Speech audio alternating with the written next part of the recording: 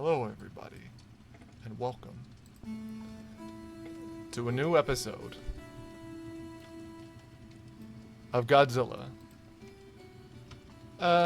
If you're wondering why I'm mega dizzy despite saying I've retired or making this video, well, it's for two reasons. I did say that I was gonna probably tap out again once I finish Scary Pasta 3, but that's gonna be a big chapter. And I thought I'd make myself be useful beyond that, since this channel really hasn't had that much activity as of recent, so, you know. But now for the second reason, and that's explaining what this is. This is an ultimate timeline of events of NES Godzilla across multiple fan stories. Some you may be familiar with, and some you may not be familiar with. And, well, you might be wondering, what could be canon to this? Original NGT, Yuri NGT, NGT, The Third Coming, Replay, Chaos Pasta, Scary Pasta, Chaos Pasta Continuation with Igor, Replay Continuation, Art and Kersey, Evil World, Defiance, Cold Front, Universal Collapse, The Three Inferno Stories, Insolvent, Fingerbones, Expanse, Decade Zenith, Albuquerque Godzilla Creepypasta, Where the Cars Are Oh So Silly, NES Godzilla, The Same Other Gargantuan Puppet, NES Godzilla and the Quest for the Creepypasta, Godzilla Creepy Through the NES Pasta, NES The Creepiest Godzilla Pasta, NES Creepy Godzilla Pasta, Creepy Godzilla The Last NES Pasta, Pasta Godzilla If It NES Creepy, The Godzilla's Last Pasta, In Creepy, NES Creepy If No One Ate Godzilla's Pasta, NES Jerkzilla Peanuts Pasta, and Pintlo. So, in case you couldn't tell, this is meant to be a mostly silly timeline. It's not really meant to be anything more than just a silly little thing like, haha, look at all this come together. And for the most part, it was just meant to be just a silly little improv project made between us, and we did plan on making this public sooner or later, but I don't think we ever got past a recent chapter, and we did intend on like finishing the whole thing first and then releasing it, but since we do already have a significant amount finished, we thought, hey, why not just like release what chapters are available? And so that's what I'm here to do today. I'll be reading through the two chapters that are finished as of recording this, Chapter 1 and Chapter 2. And so, submitted for the troop... Well, I already fumbled my words. This isn't scripted, by the way, I'm just reading this as is. Submitted for the approval of the Transcendence Team Society. This is The Return to Transcendence Team, The Dreadful Truth. Chapter the First. Oh dear God. That was my first thought when I realized I would have to write about an NES Godzilla creepypasta. It all started in 1973. A man named Zimmy was praying to the idol of Zarka for guidance, who was currently zarking off on stream, his favorite dream. He zarked so hard that the idol fucking burst into flames and incinerated the raft that Zimmy lived on. This was bad news. One Saturday after, a famous scientist, Wiggums Delorgaster, had found out about the incident regarding Zimmy and his raft. He came over to inspect the wreckage, and in place of the legendary idol was a waterproof sheet of paper that contained the instructions for accessing some other dimension or something like that. It also contained the source code for an unnamed Godzilla game that would probably work well on the NES. Wait, what's an NES, you may ask? Give it 10 years. He took this code to an up-and-coming jelly salesman with Manamimu Matsume, who was typically on streets matching multicolored jelly creatures with eyes. This would usually cause them to die.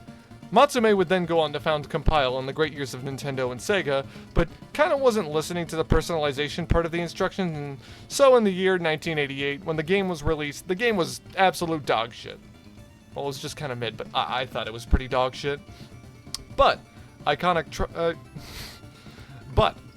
time-traveling ROM hacker, Wargelstein Arioton, W. Ario for short, had gotten into contact with the electrician for Wiggums' house, Pintlo. The two started brewing up an idea for the world's best ROM hack, one that would defy what was possible, at least by standard back then. Using the forgotten instructions that was given for Godzilla, Monster of Monsters, and W. Ario, over the course of many weeks, coded and constructed the legendary cartridge itself. However, this caught the attention of an evil-ass creature. We don't know who this creature's name is, so let's just call it the Amber Creature. But neither Ert nor Wario were aware of this, so they sent the cartridge over to one of Ert's and Wiggum's friends, Dr. Lawrence, for testing and experimentation. Thus began the Transcendence project. For whatever reason, 3 of these subjects all ended up with the same Dante's Inferno scenarios. One of the subjects of Lawrence's project, a certain Jeremy, stumbled upon the amber creature, who held a desert eagle against the screen and shot the tester in the head, though this only gave him a seizure. This horrified Jeremy.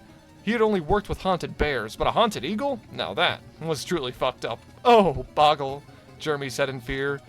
He then died shortly after from blood loss several days later.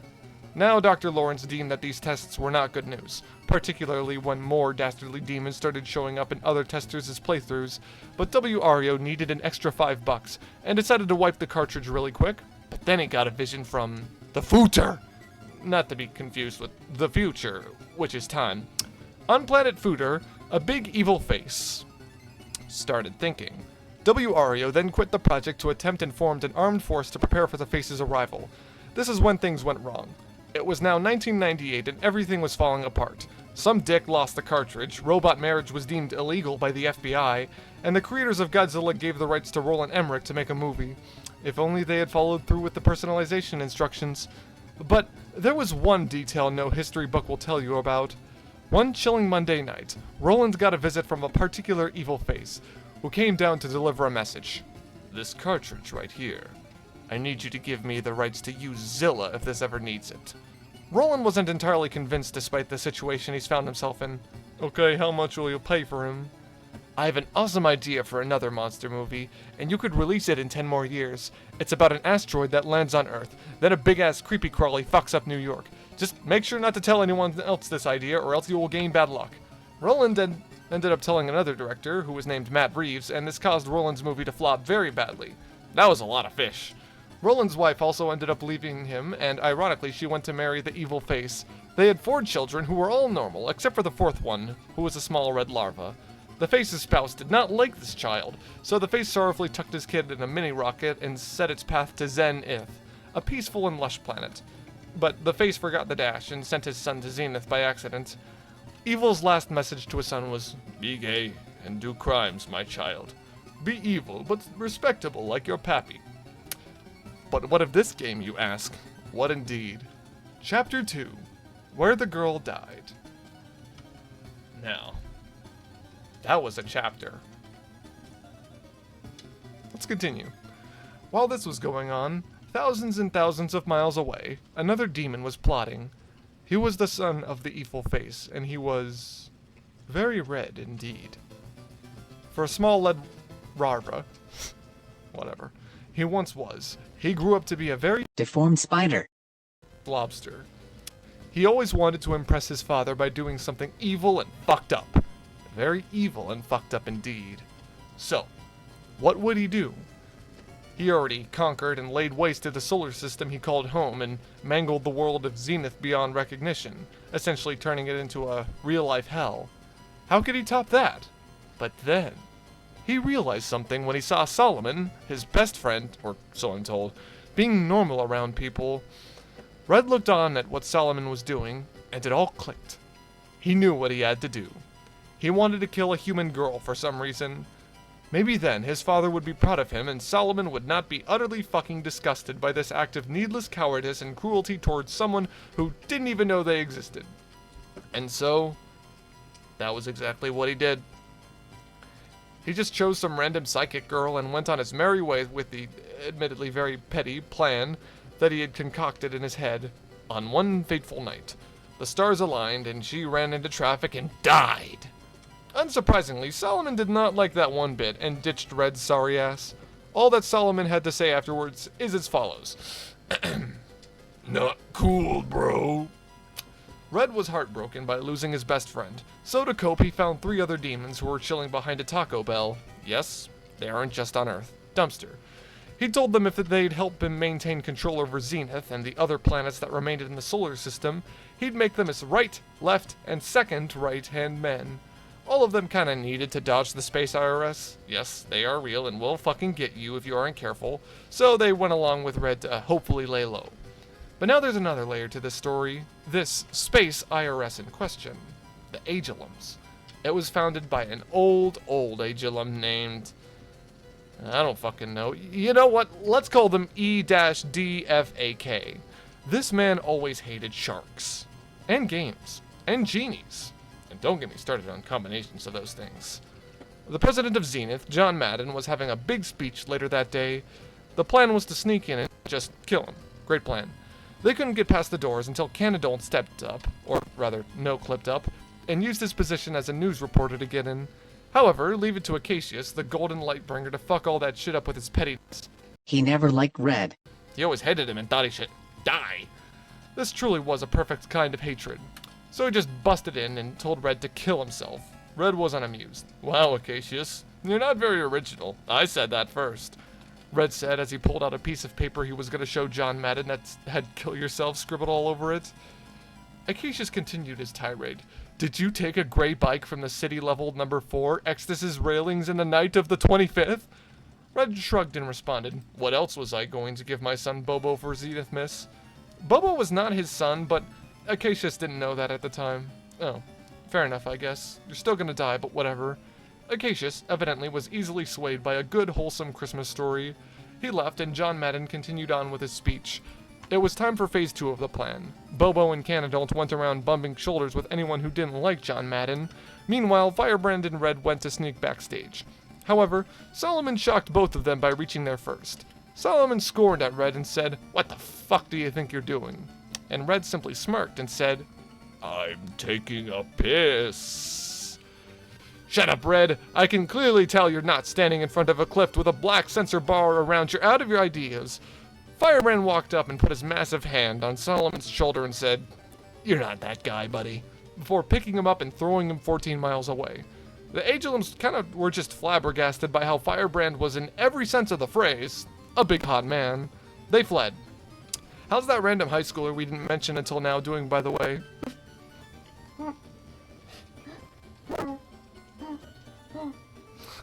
Sheesh, kind of a bucket of bummer. Let's go back to those demons. They're funny. With nothing stopping him, Red called John over to the side of the stage. John excused himself for a moment and went over to the Red fella, before being dragged away by a meat hook that was suspiciously shaped like those cartoon canes that pull people off stage. Screaming could be heard before Red walks onto the podium, wearing John Madden's skin. We will kill everyone, basically. Also, I'm stepping down and leaving this handsome devil named Red in charge now. Bye, he said, pulling the mask off him. It happened so fast that nobody saw what happened. After finishing, and it was an epic speech indeed, everyone clapped, except for everyone else who couldn't. Red kept true to his 3 goons, and gave them positions of power as Zenith became a military planet.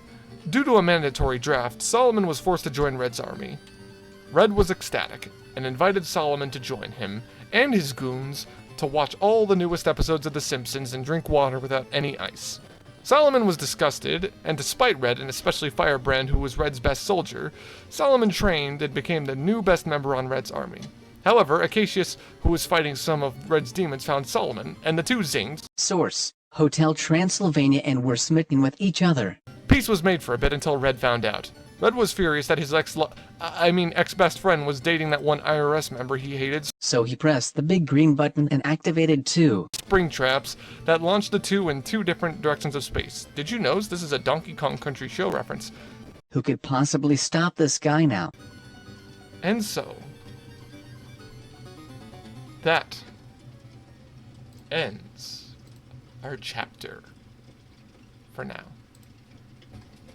Sorry if this was a little bit of a short thing, but yeah, we haven't actually finished writing all of NGC yet. I'd read it here, but it kind of just cuts off abruptly. Like, the chapter after this is the one that's not finished.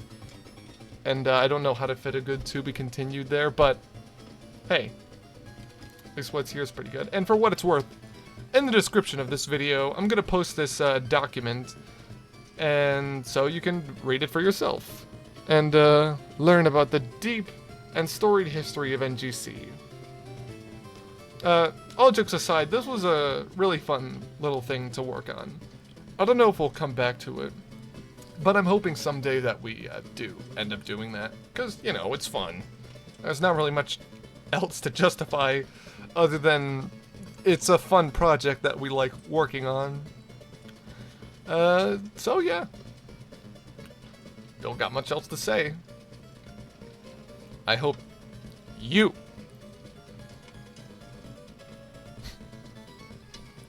and I also hope you and you I hope you know that not only are all these fan stories mentioned at the beginning canon, but in my heart, you're canon too.